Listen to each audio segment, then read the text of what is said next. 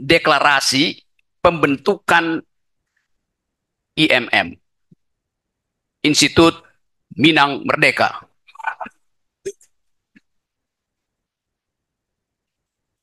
Karena yang diuraikan adalah semacam protes politik berbasis pengetahuan akademik.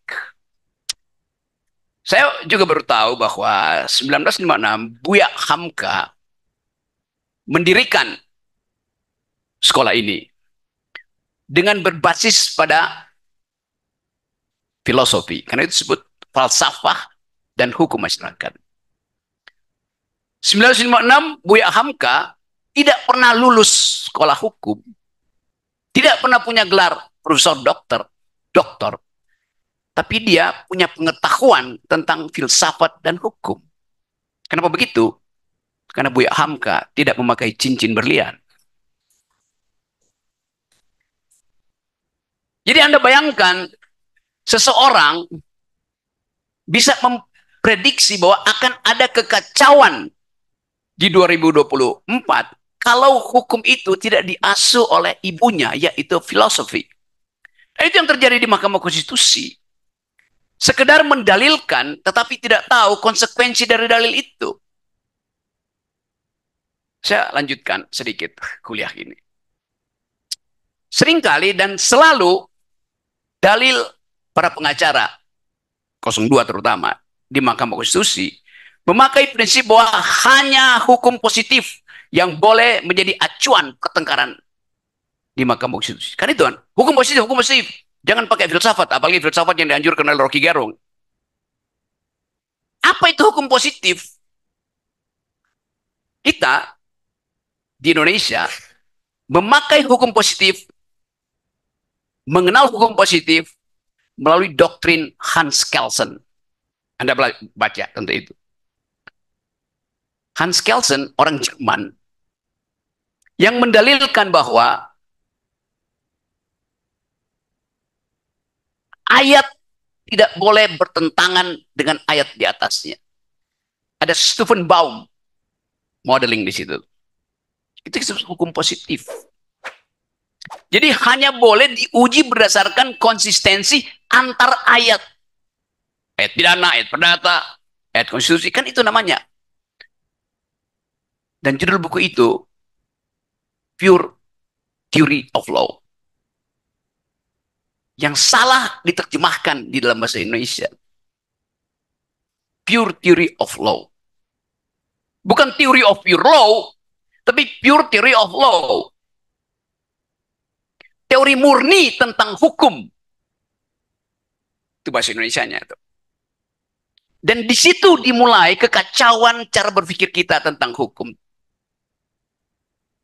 Seandainya saya terangkan pada si pemilik cincin bahwa Hans Kelsen yang dipelajari oleh dia itu adalah murid dari Immanuel Kant yang filsuf besar dunia. Mungkin cincinnya langsung cair. Copot. Hans Kelsen menulis Pure Theory of Law mengikuti gurunya Immanuel Kant yang menulis buku Pure Thought, Pure Reason, akal murni. Dan Immanuel Kant adalah seorang filsuf. Jadi Hans Kelsen itu neo-Kantianism. Kalau istilah saya ucapkan, si Raja Cincin nyari ke Google, dan dia akan tanya pada Wendra, apa benar begitu? Jadi bayangkan misalnya, orang belajar hukum tanpa belajar genealogi dari prinsip-prinsip hukum yang adalah filosofi. Tapi kita abaikan aja itu, karena itu meladeni kedunguan itu sama dengan berupaya untuk menghasilkan ketidakbenaran, itu dasarnya tuh. Nah, kita ingin hari ini kita coba bahas hal-hal yang menyangkut masa depan negeri ini, yaitu dengan tema dinamika politik hukum pada proses sirkulasi kekuasaan. Dinamika politik hukum. Saya senang ada di Muhammadiyah, karena di Muhammadiyah kita dididik untuk bertengkar. Muhammadiyah, mungkin saya udah kasih kuliah di separuh deh. Universitas Muhammadiyah. Berapa universitas Muhammadiyah sekarang? Ada 167. Bayangkan ada 167 Universitas Muhammadiyah.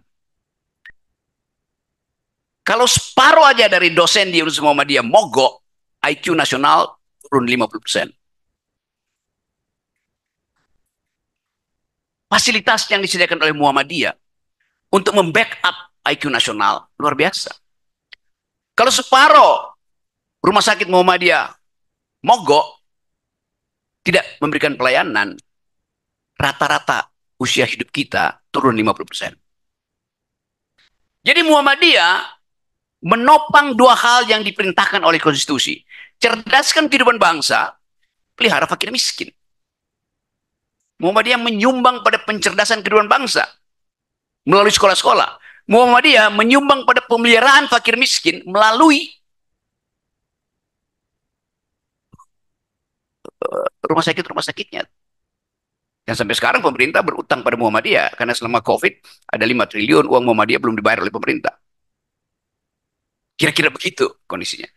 Jadi kita balik pada keadaan tadi yang dicoba diulas oleh Pak Dekan. Apa yang menyebabkan kita gagal berpikir kritis? Terutama dari negeri yang menyumbang pikiran pada bangsa ini. Bukit Tinggi melalui Muhammadiyah menyumbang pikiran. Buya Hamka menyumbang pikiran. Haji Agus Salim menyumbang pikiran. Sultan Syahrir menyumbang pikiran. Tan Malaka menyumbang pikiran. Muhammad Nasir menyumbang pikiran.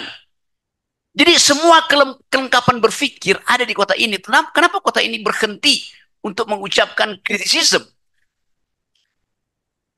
Kita mau kaitkan itu dengan sejarah kota ini atau sejarah Sumatera Barat. Yang mengatakan tidak pada kekuasaan pada Soekarno atau terlampau waktu itu. Karena ketidakjujuran Jakarta, ketidakjujuran Jawa untuk membagi keadilan. Lalu timbul gerakan untuk protes itu. Hal yang sama dilakukan di tempat saya. Di Manado. Dengan Permesta. Dengan dalil yang sama. Tuh. Karena itu ada hubungan kemarahan antara Manado dan Bukit Tinggi. Ada garis kemarahan yang sama. Oleh karena itu saya akan tambahkan kemarahan hari ini. Kita hitung dari sekarang. Apa yang akan terjadi di masa depan. Kalau Pak Prabowo akhirnya mengatakan bahwa dia adalah muridnya Jokowi, dia dipersiapkan oleh Jokowi. Blessing in disguise. Beruntung Pak Prabowo ucapkan itu, sehingga kita tidak akan lagi tagih dari Prabowo oposisi itu. Karena Jokowi sendiri mengatakan bahwa Indonesia tidak memerlukan oposisi. Dan kelihatannya Prabowo mengambil kembali isu itu. Karena Prabowo mengatakan, saya dipersiapkan oleh Pak Jokowi. Walaupun kita tahu bahwa mungkin sekali Pak Prabowo berubah pikiran ketika dia sudah dilantik sebagai presiden di bulan Oktober. Tetapi konsistensi seseorang itu diukurkan di awal dia memperoleh mandat rakyat. Buat beliau yang sudah dinyatakan sebagai presiden terpilih yang akan dilantik bulan Oktober dipersiapkan oleh Jokowi, bukan dipersiapkan oleh rakyat ternyata. Bukan dipersiapkan oleh akal sehat ternyata. Bukan dipersiapkan oleh konstitusi ternyata. Bukan dipersiapkan oleh demokrasi ternyata.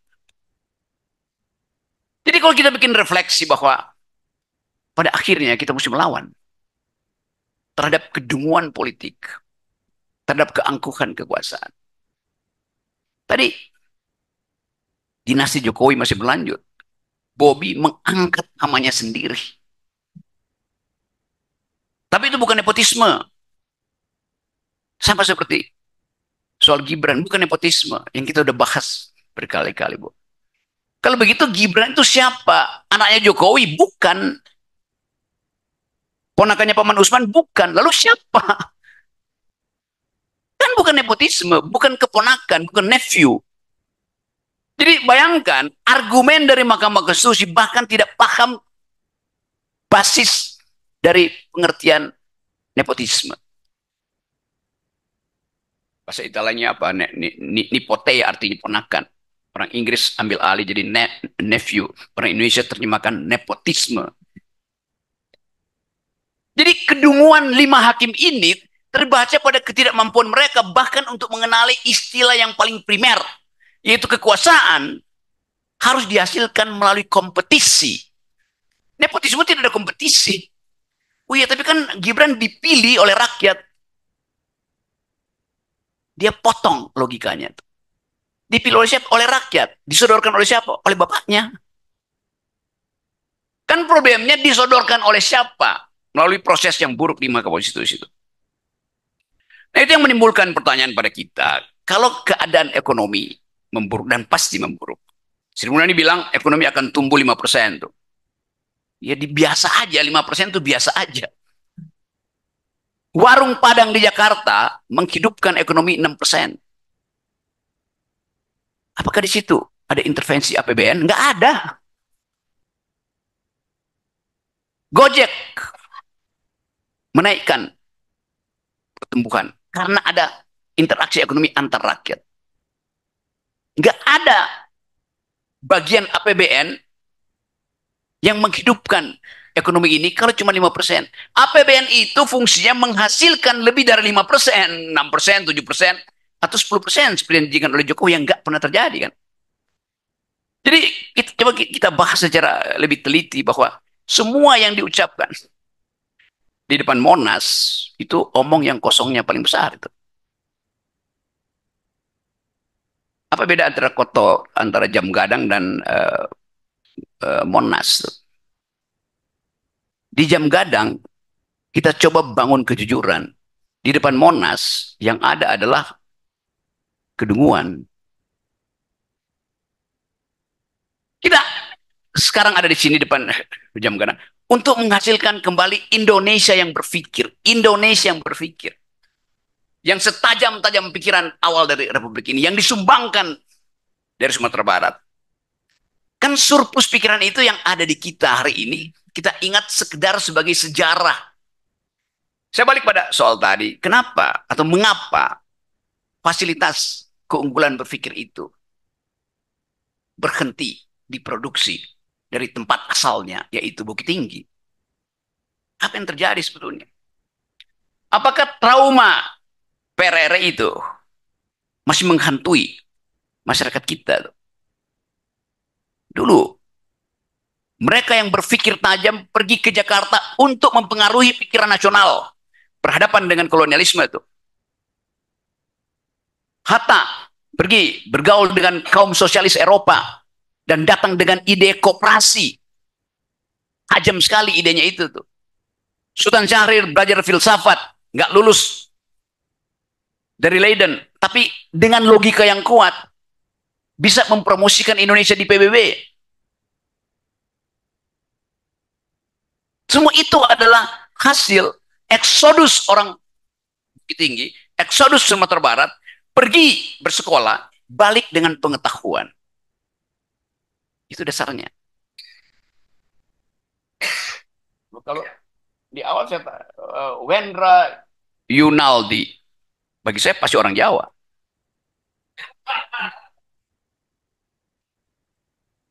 Ada trauma untuk memakai nama Minang.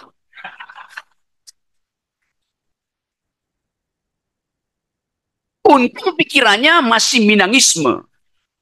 Sangat Minang itu, yaitu oposisi. Berkelahi pikiran tuh, bertarung dalam ide itu.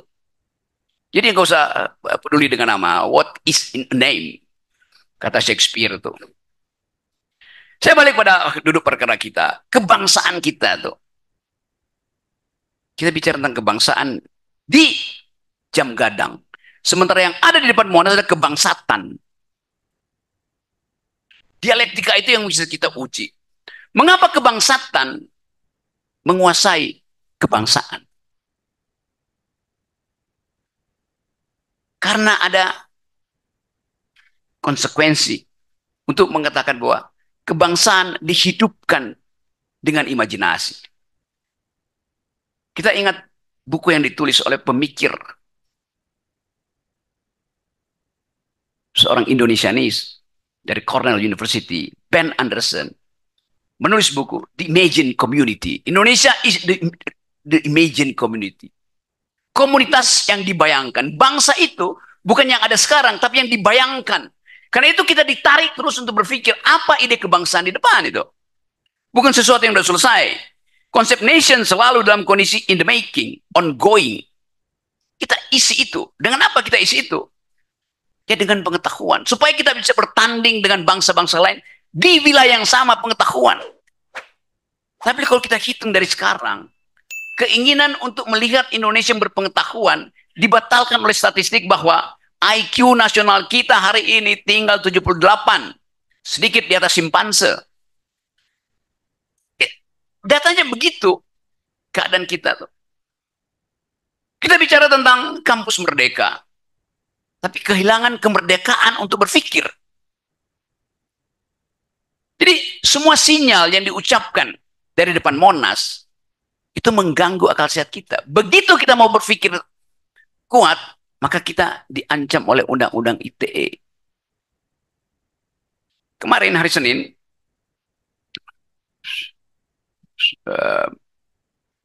kasus saya diputuskan bebas oleh Pengadilan Negeri Jakarta Selatan. Hakimnya hakim yang berpikir. Dia katakan bahwa Rocky Gerung berhak untuk mengkritik kebijakan pemerintah. Yang paling tinggi adalah kritik terhadap presiden. Karena itu ucapan Rocky Gerung, ini putusannya punya begitu, bahwa Jokowi bajingan tolol, itu tidak boleh diperkarakan.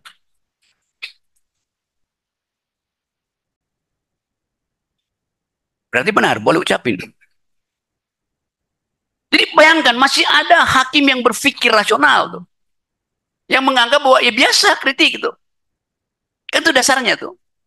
Kan saya mau dijerat dengan hukuman atau didalilkan saya tidak boleh jadi narasumber di semua tempat, online, offline, nggak boleh masuk TV, nggak boleh kasih komentar pada wartawan segala macam. Kan gila tuh. Itu cuma ada negara fasis di mana orang nggak boleh bicara. Jadi saya akhirnya kembali bisa narasumber, jadi narasumber bicara di sini. Yang tadinya nyaris jadi narapidana. Jadi kita percaya bahwa tetap ada human condition yang memungkinkan kita mengembalikan fungsi akal. Akal itu hanya disebut akal kalau dia menentang akal yang lain. Kita diberi akal untuk bercakap-cakap secara kritis dengan akal yang lain. Karena itu akal itu nggak boleh dihalangi itu. Yang kita khawatirkan sekarang adalah ke depan, apakah pemerintahan Pak Prabowo juga akan menghormati prinsip akal sehat itu? Itu artinya dia mesti katakan bahwa saya akan memimpin Indonesia berbeda dengan cara rezim Jokowi memimpin Indonesia yang anti oposisi, yang melegalkan pidana pada orang-orang yang berpikir. Itu yang akan kita tagih. Tapi mungkin tagihan itu akan terlambat tiba tuh. Karena sangat mungkin juga bahwa sebelum Oktober akan ada krisis ekonomi politik besar di negeri ini. Apa yang diputus di Mahkamah Konstitusi diputuskan dalam kondisi legalitas, sementara legitimasinya dipertanyakan terus oleh masyarakat internasional, terutama saya bicara dengan akademisi, wartawan asing, dan semua menganggap Indonesia ada di dalam jebakan otoritarianisme. Jadi makin lama kita lihat bahwa bangsa ini akan gagal diimajinasikan sebagai bangsa yang beradab, diimajinasikan sebagai bangsa yang berpikir, diimajinasikan sebagai bangsa yang berkeadilan. The imagined community failed for itself karena proses hari ini. Jadi sekali lagi, keterangan-keterangan ini sekedar upaya untuk menghidupkan kembali pikiran dari Bukit Tinggi. Karena itu tadi malam saya katakan bahwa di pusat pikiran baru Indonesia, apa namanya, syarikat, rumah syarikat itu. Jadikan rumah syarikat itu sebagai clearing house, tempat membersihkan ide-ide. Hanya dua tiga orang nggak apa-apa. Satu waktu dia akan penuh sesak. Dan rumah syarikat itu akan berubah menjadi ibu kota pikiran. Tetap ada potensi. Tetap ada kesempatan. Tetap ada momentum. Dan jangan lewatkan momentum itu. Kita ingin pastikan bahwa ada yang benar yang kita cari dalam hidup ini. Ada yang lestari yang tidak kita pertahankan tuh. Sang surya bersinar. Ngarai Syahno lestari. Kita cari yang benar. setiap hari. Terima kasih.